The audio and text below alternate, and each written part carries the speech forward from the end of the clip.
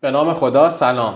شما بیننده خرداد هستید و ما میزبان آقای دکتر مرتضی زمانیان، معاون سیاستگذاری وزارت امور اقتصاد و دارایی هستیم.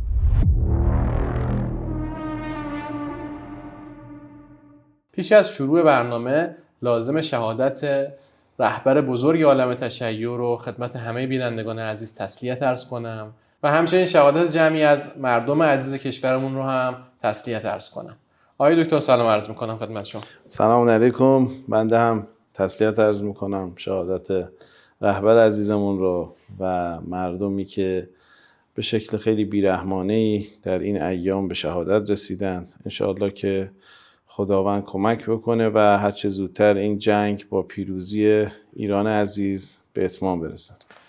شما عرض کنم. آقای دکتر، من به عنوان سوال اول میخوام بپرسم که ما خب برآورد دشمن رو میدونیم. برآورد دشمن این بودش که با زدن در واقع رؤوس اصلی نظام و استوانه‌های نظام یک خلأ قدرتی ایجاد کنه و از این خلأ قدرت بالاخره ماهی خودش رو بگیره. حالا این خلأ قدرت یه سطحی بودش که رهبری رو شهید کرد، سطح دیگرش این بودش که با توجه به شرایطی که به وجود آورد و بالاخره تهدیدات عمیقی که ایجاد شد دولت رو از کارکرد خودش بندازه.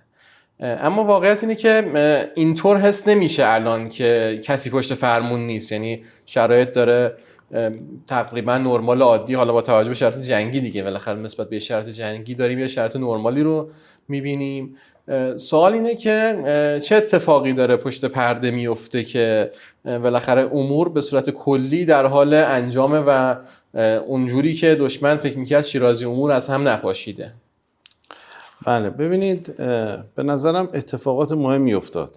خیلی اتفاقات مهمی در این یک هفته اخیر افتاد و هیچ کدوم از ما شاید فکر نمی کردیم که جامعه اینطور بتوانه به شکل خودجوش حرکت کنه، به جریان در بیاد و خیلی از تهدیدات رو خنثی بکنه. من فکر میکنم هر کسی میتونه اینجوری این تحلیل من و این گفته من رو تصدیق بکنه که تا پیش از این ما فکر میکردیم که یا انتظار داشتیم در سختی ها منتظرشیم ببینیم که رهبری چی میگن، اعلام موضع کنن، یک موضعی بگیرن و مسیر رو معلوم کنن، اصطلاحاً در واقع فصل الخطاب باشن، مخصوصاً در موضوعاتی مثل جنگ. این جنگ قبلی که اتفاق افتاد در خیلی از تلاطماتی که در کشور وجود داشت، به نظر من اگر بخوام این یک هفته اخیر رو توصیف بکنم، مهمترین توصیفم اینه که جامعه دچار یک بلوغی شده. یعنی به محض اینکه این خبر در جامعه منتشر میشه و این حس در جامعه ایجاد شد که ممکنه کشور دچار تلاطماتی بشه که خب همه میدونستن که این تلاطمات چند دست است. یک بخشش این است که وقتی فرماندهان نظامی به شهادت میرسن شیرازه جنگ ممکن از هم بپاشه. یک نگرانی دیگری وجود داشت که بخوان در واقع بعضی از گروهک‌های تجزیه طلب و یا در واقع افرادی که از قبل مشخص شدن بیان شلوغ کنن، کشور رو به هم بریزن، خدای نکرده بخشایی از کشور رو سعی کنن که جدا بکنن و حرفایی که همه شنیدیم. یک خطر دیگه این بود که اداره کشور از دست دولت خارج بشه. این دو سه مورد رو همه ما میدونستیم. اون بخشش که به مردم بستگی داشت خیلی خودجوش، یعنی واقعا اصلا بدون اینکه بخواد هماهنگی خاصی انجام بشه، بخواد دستورالعمل خاصی انجام بشه. شما دیدید از مرکز تهران تا جنوب تهران تا بالای شهرهای دیگه تا روستاهای کشور یک جریان مردمی یک پارچه همراستایی در واقع شکل گرفت و همه هم میدونن این اساسا یه چیز هماهنگ شده ای نبود. یعنی اینجوری نبود که یه نفر بیاد از این بالا دستور بده یا هماهنگ کنه، یک جریان خودجوش بود. من اسم اینو میذارم بلوغ جامعه.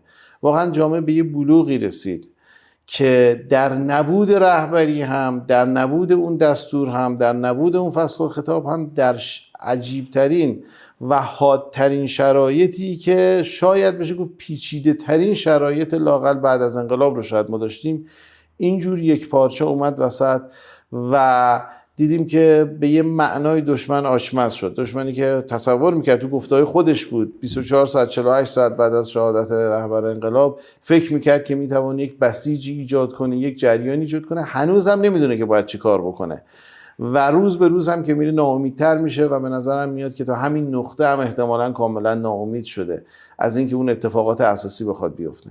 من به نظرم این پدیده‌ای که به لطف رهبری سالهای در واقع رهبر شهیدمان و به لطف بلوغ مردم و لطف الهی اتفاق افتاد نشان از همین پختگی و رشد جامعه داره.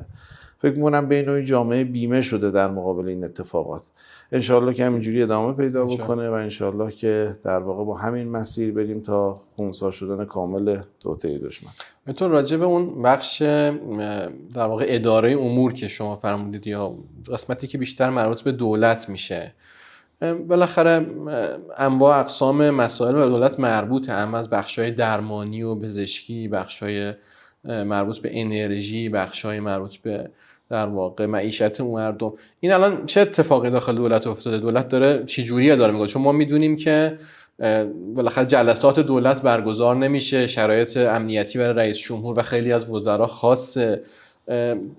الان کی پشت فرمونه و چجوری داره جلو میره سیستم؟ ببینید تجربه جنگ قبلی خیلی کمک کننده بود. من فکر میکنم اون جنگ حالا به نوعی محدود گذشته نه تنها جامعه بلکه نظام اداری کشور رو هم واکسینه کرد.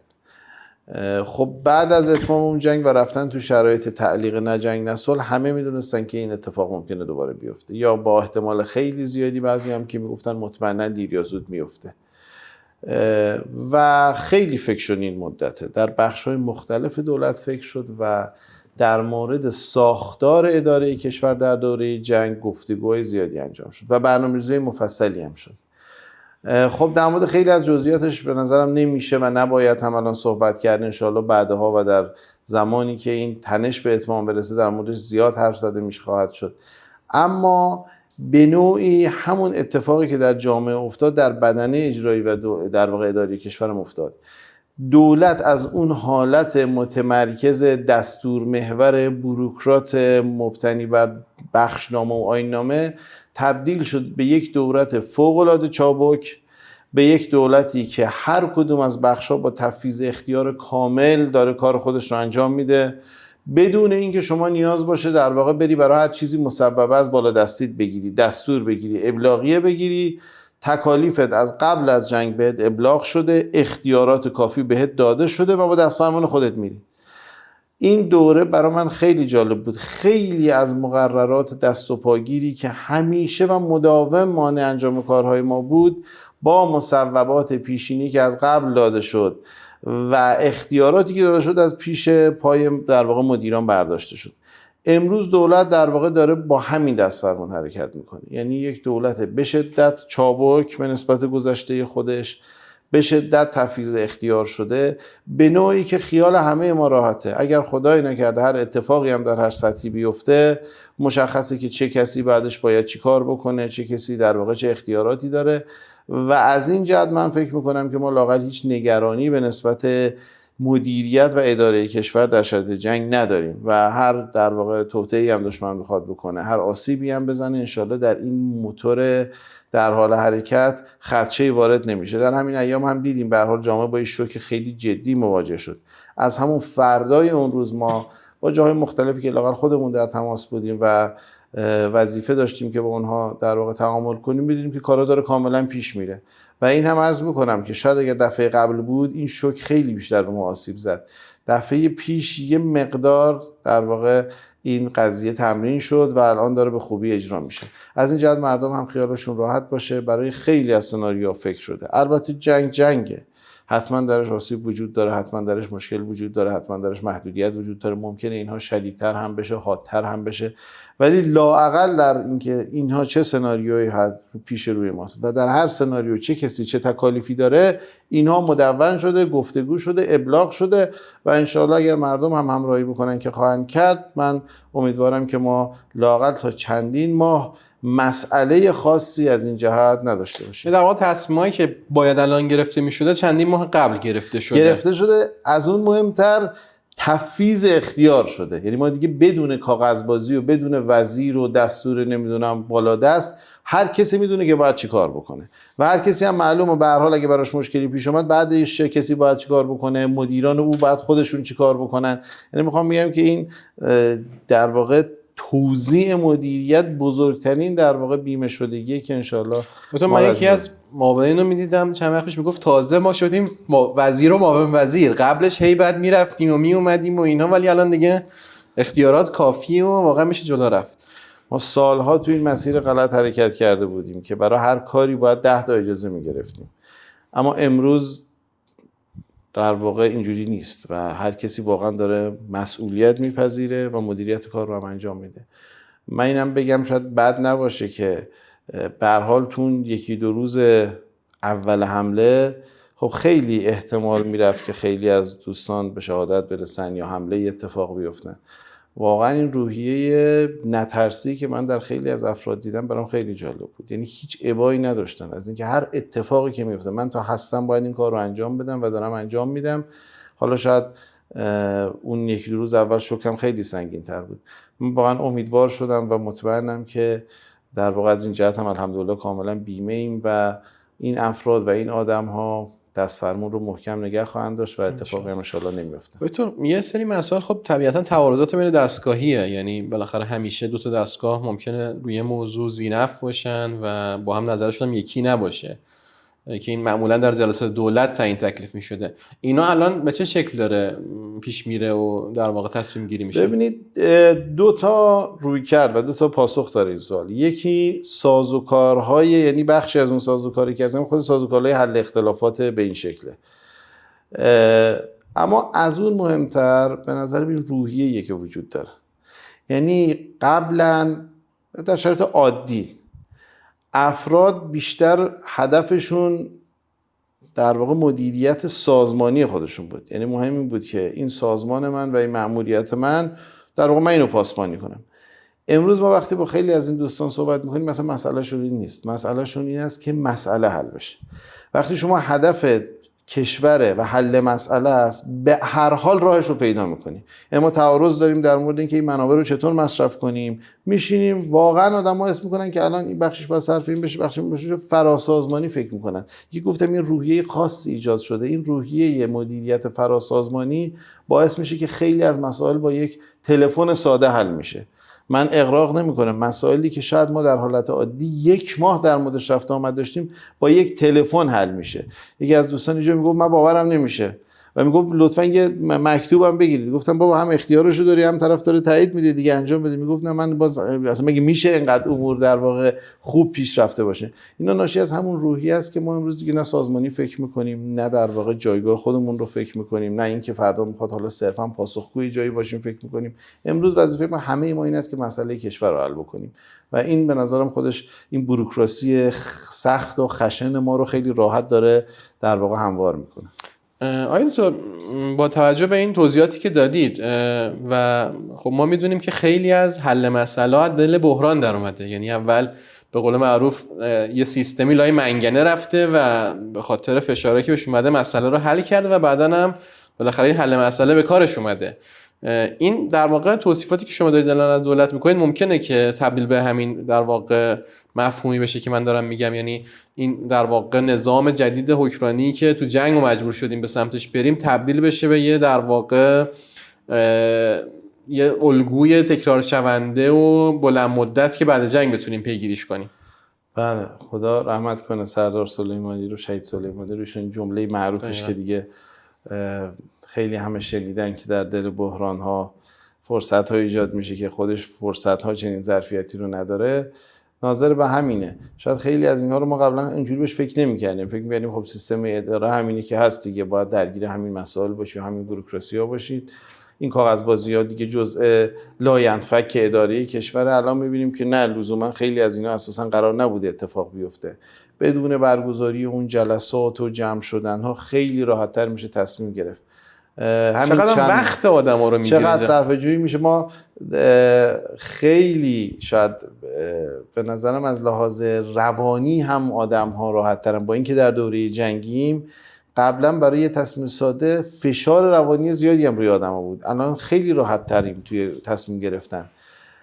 چون میدونی که مسئولیت داری و میدونی که در راستای مسئولیت اختیار هم داری. من همین مدت هم با دوستان زیاد صحبت کردیم در همین مدت کوتاه که خیلی از این در واقع برش ها رو و از این بریده ها رو ما باید بعد از جنگ هم پیاده بکنیم. انشالله که جنگ زودتر تموم بشه، تا هر زمانی که طول بکشه ما با همین دست فرمون خواهیم رفت انشالله.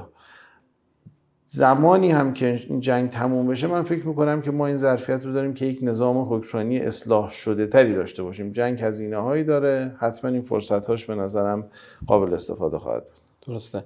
آیتون یه سوالی که مردم دارن اینه که بالاخره راجع به معیشت پایه‌شون، اما از در واقع موضوع حمل و نقل و مثلا بهداشت و باقی موضوعات دولت چه تدابیری کرده؟ آیا بالاخره در واقع مقدمات لازم برای اینکه اگر جنگ طولانی شد یا بالاخره لازم بود که ما طولانیش کنیم تدبیر شده و به چه شکل است؟ اینو اگه توضیح به ما بدید که به صورت کلی پیش ببینید عرض کردم با بعضی از مسائلش بعد حالا انشاءالله بعداً در مورد صحبت بشه، اما خوشبختانه همه اینها لااقل بعد از تجربه قبلی قابل پیش بینی شده بود، یعنی سناریوهاش نوشته شده بود. این که در دوره جنگ به هر حال سختی‌هایی وجود خواهد داشت که خب بدیهیه. من اگر بخوام بگم که هیچ محدودیتی نخواهد بود، هیچ مشکلی نیست، خب ما همین الان می‌بینیم مثلا در حوزه سوخت اومدن خب یه محدودیتی روی سوختگیری وضع کردن. به درستی توی شرایط جنگی این اتفاق باید بیفته. امیدواریم با همین محدودیت‌ها هم مواجه نشیم. اما به هر حال با توجه به رفتاری که دشمن داره و قبلا هم داشته، بدبینانه ترین سناریو هم ترسیم شده و برای بدبینانه ترین سناریو هم فکر شده و تفویض اختیار هم شده. حالا اینکه این سناریو به چه شکل پیش میره و دقیقاً در اون لحظه چه تصمیمی گرفته میشه بسته به اون شرایط و اون در واقع وضعیت اون موقع داره، ولی اصطلاحاً برنامه‌های اضطرار که ناشی از در واقع بروز اضطرار به ویژه در خدمات عمومی دولته، خدمات پایه‌ای که باید به جامعه ارائه بدیم، به تفکیک در واقع بخش‌های مختلف موجوده. من فکر نمی‌کنم که در واقع با همراهی که مردم خواهند کرد ما مشکل ویژه‌ای داشته باشیم و در همه اینها فراتر از همه اینها البته لطف خداست و همراهی مردم. یعنی مثلا این نکته مهمیه. ما تو همین ایام هم دیدیم به هر حال همراهی که مردم داشتن. تو خیلی از کشورها شرایط مشابهی که ایجاد میشه، فروشگاه‌ها غارت میشن، در واقع بین مردم تنش‌های عجیب و غریب ایجاد میشه. ما الحمدلله هیچ کدوم از اینها رو تو این روزها ندیدیم و آنچه که دیدیم همدلی بوده. به نظرم با لطف خدا و این همدلی و اون برنامه‌ای که ریخته شده ما مسئله خاصی نداریم. مردم هم به نظرم نگران نباشند. بعضی وقتا هم آدم می‌بینه هی گمان زنی هایی که توی دل مردم رو خالی میکنه بعضی جاها وجود داره. من خواهشم اینه که کسی هم این در واقع این مدل هم در واقع نگران کردن مردم رو در رفتارها نداشته باشیم. این رو هم بدانیم اگر هم آسیبی ما داره وارد میشه، متقابلا به اون طرف هم داره این آسیب ها وارد میشه و اگر جامعه ما در واقع بالاخره دچار نگرانی ممکنه بشه، جامعه اونها هم به مراتب بیشتر به خاطر هم روحیاتشون، اخلاقشون و ایضاً به خاطر کوچیکیشون چندین برابر در واقع دچار این شوک ها میشه و انشاءالله جامعه ما حتما و یقینا تاباوری بیشتری خواهد داشت و همه ما میدونیم که برنده این جنگ انشاءالله اون کسی است که تاباوری بیشتری داره. آیتون دست شما درد نکنه، خیلی ممنون از وقتی که در اختیار ما گذاشتین. امیدوارم برای بینندگان همین گفتگوی کوتاهی که داشتیم مفید بوده باشه. مراقب خودتون باشید. خدا نگهدار.